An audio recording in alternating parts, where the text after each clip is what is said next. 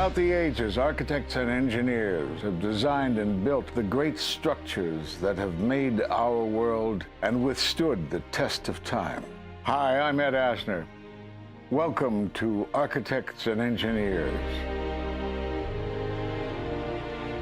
Let's look now at modern steel frame buildings. This is the Empire State Building, a marvel of modern architecture. It was built to last. Architects and engineers of today use computers to design and engineer buildings that will endure the forces of nature, such as earthquakes, fires, and hurricanes. This modern skyscraper was also built to last.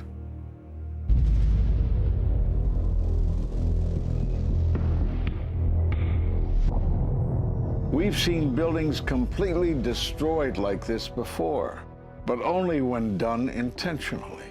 Danny Jowenko is the expert on this in Europe. What did he say? Dit is controlled demolition. Zeker weten. Zeker weten. Er is nagesprongen. Dit is in opdracht gebeurd. Dit heeft een team gedaan van experts. Let's compare. Explosives are used to demolish buildings like this in just seconds. Okay, so it's a controlled demolition. What's the problem with that? Well, it happened on the afternoon of 9/11 at the World Trade Center. Let's just think about this. Controlled demolitions cannot be engineered and rigged in a day.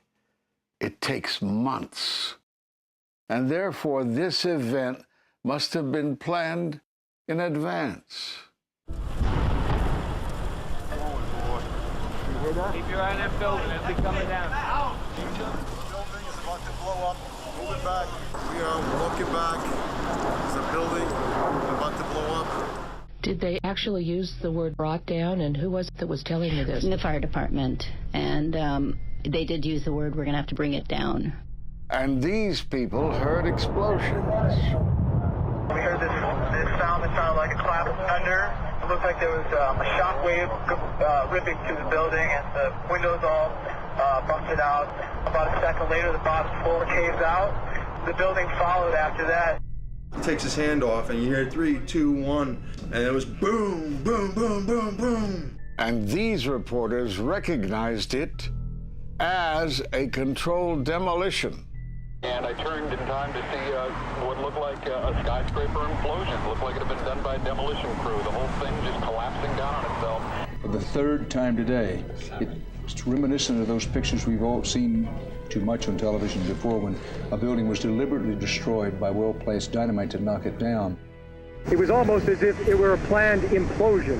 It just pancaked. So what's the problem if this was a planned demolition? Well, we are told by government agencies that this building came down as a result of normal office fires. The National Institute of Standards and Technology produced their final report in 2008. World Trade Center 7 collapsed because of fires fueled by office furnishings. It did not collapse from explosives or from fuel oil fires. But what do you think brought down the building? And what caught my eye is more than 1,300 architects and engineers examine the evidence about Building 7's collapse and disagree with the official report issued by the National Institute of Standards and Technology. I certainly am much more open-minded about it than I was, and it is because of the involvement of the 9/11 families and all these engineers and architects. You are about to hear from architect of 23 years, Richard Gage, AIA, member of the American Institute of Architects and founder of Architects and Engineers for 9/11 Truth. Now there are more than 1,500 architects and engineers who say that it could not have been brought down by office fires. They are backed by 9/11 family members who are calling for an independent, unbiased investigation. I'm Richard Gage. Fires have never before caused the collapse of any skyscraper. even though there are numerous examples of much hotter, larger, and longer-lasting fires in these buildings. And in the case of Building 7, the fire that NIST said started the collapse had actually burned out over an hour before. It could not have caused the collapse, as NIST claims. Yet this 47-story, modern steel-frame skyscraper, which was not hit by an airplane, collapses mostly into its own footprint like a house of cards, as fast as a bowling ball falling off the side of the building, in just under 7 seconds.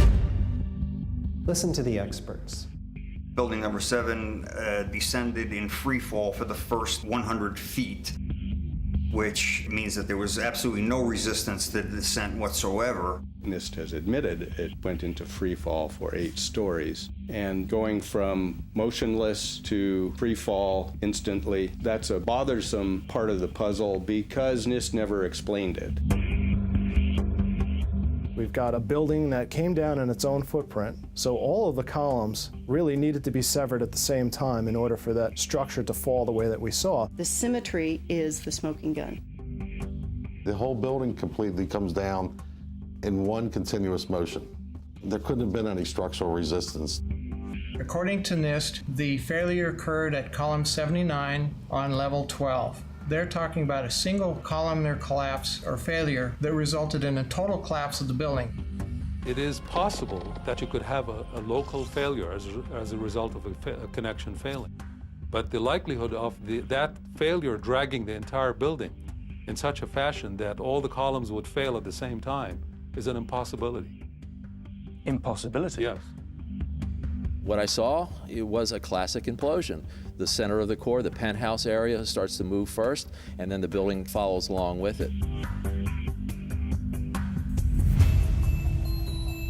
I'd like to know why NIST excluded the document from FEMA in Appendix C that documented the evidence of melting steel.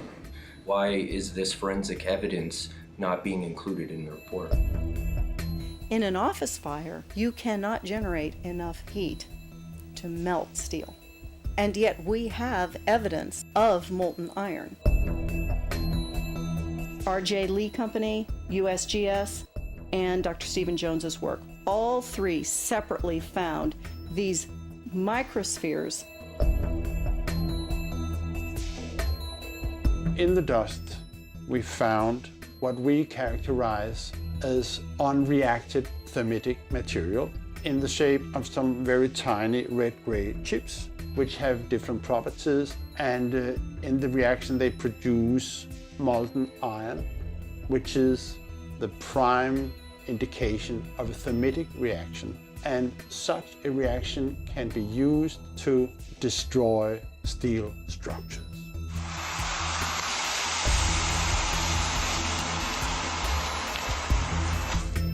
What we have found is a modern version of thermite, which we call nanothermite.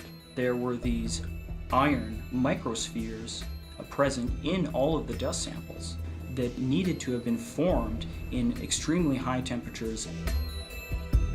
I've independently seen thermitic activity within 2 separate independent samples of World Trade Center dust. My contention, based on finding thermite residue in the dust, is that it happened before. It didn't happen after in the fires that ensued in the rubble pile afterwards. All the characteristics of the microspheres tell me that thermite was involved in melting those steel beams.